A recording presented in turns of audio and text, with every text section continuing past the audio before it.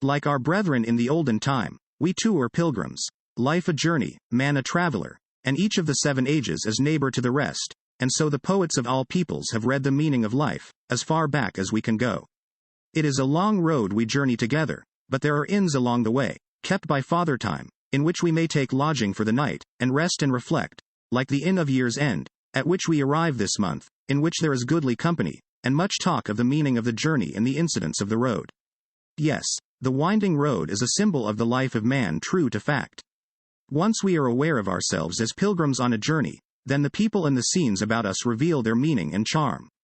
If we forget that life is a pilgrim's progress, we have no clue at all to an understanding of it. Strangely enough, when we settle down to be citizens of this world, the world itself becomes a riddle and a puzzle.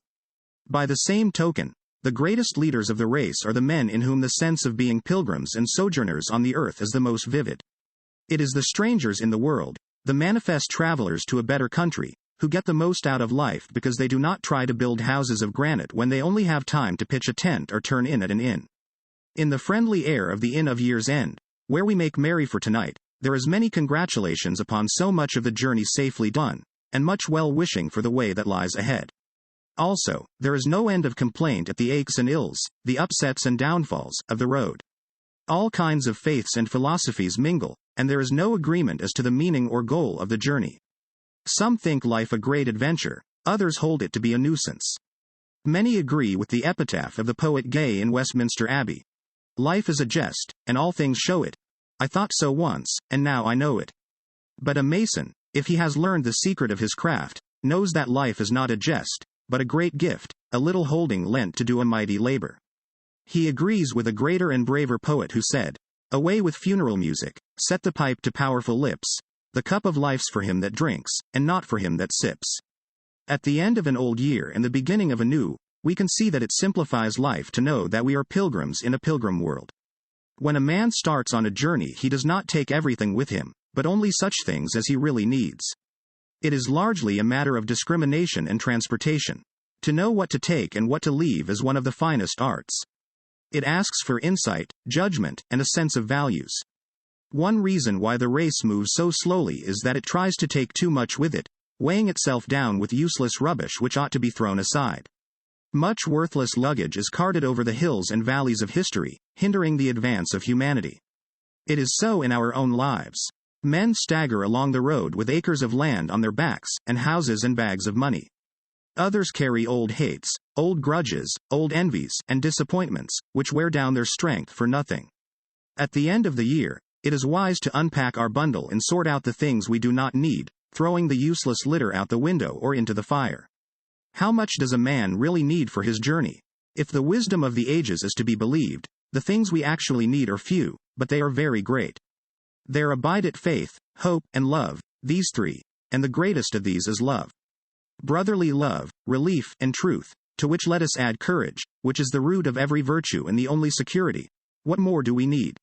In a world where the way is often dim, the road rough, and the weather stormy, we have time only to love and do good. Hate is the worst folly. After all, what do we ask of life, here or hereafter, but leave to love, to serve, to commune with our fellows, with ourselves, with the wonderful world in which we live, and from the lap of earth to look up into the face of God. Neither wealth nor fame can add anything worthwhile. The human procession is endlessly interesting, made up of all kinds of folk, quaint, fantastic, heroic, ignoble, joyous, sorrowful, ridiculous, and pathetic, some marching, some straggling through the world. There are greathearts who patrol the road, and angels who walk with us in disguise. Angels, we know them to be, because they believe in us when we do not believe in ourselves, and thus make us do our best. And there are skulkers who shirk every danger and wander to no purpose, like the tramp in a western village who, when asked if he was a traveler, replied, "Yep, headed south this trip. Memphis maybe, if I don't lay off sooner. I suppose I'm what you call a bum, partner, but I ain't as bad as some of 'em.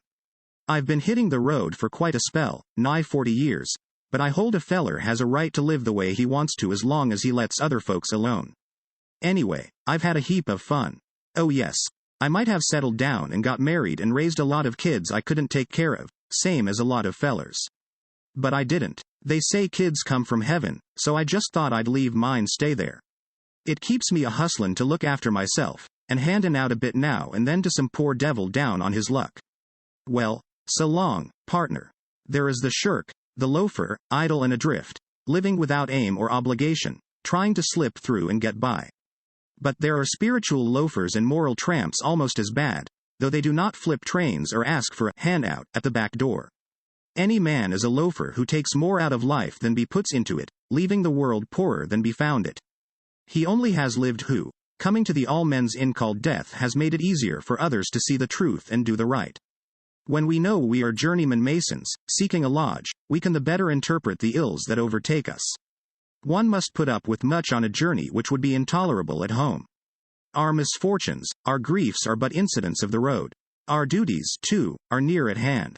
The Good Samaritan had never met the man whom he befriended on the road to Jericho. He did not know his name. He may have had difficulty in understanding his language. Nonetheless, he took him to the next inn and paid for his keep. Finding his duty by the roadside, he did it and went on his way.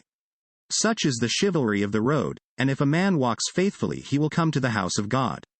Since we pass this way but once, we must do all the good we can, in all ways we can, to all the people we can. There come thoughts of those who walked with us in other days, and have vanished. They were noble and true. Their friendship was sweet, and the old road has been lonely since they went away. Toward the end, life is like a street of graves, as one by one those who journey with us fall asleep. But if we walk the road of the loving heart, and make friends with the great companion, we shall not lose our way, nor be left alone when we come, at last, as come we must, like all brothers and fellows before us, to where the old road dips down into the valley of shadows. It is strange. The soul too is a pilgrim and must pass on. Walking for a brief time in this vesture of clay, it betakes itself on an unknown journey. A door opens, and the pilgrim spirit, set free, makes the great adventure where no path is. But he who made us brothers and pilgrims here will lead us there, and the way he knoweth. No blind and aimless way our spirit goeth, but to him who hath set eternity in our hearts. Such thoughts visit us, such faiths and hopes cheer us, gathered in the inn of year's end, thinking of the meaning of the way. I go mine, thou goest thine. Many ways we wend, many ways and many days, ending in one end. Many a wrong and its crowning song, many a road and many an inn. Far to roam, but only one home for all the world to win. End of Brothers and Builders 8 Addresses on the Basis and Spirits of Freemasonry by Joseph Fort Newton, brought to you by Masonic Audiobook Library. Read by Kwame Agyare.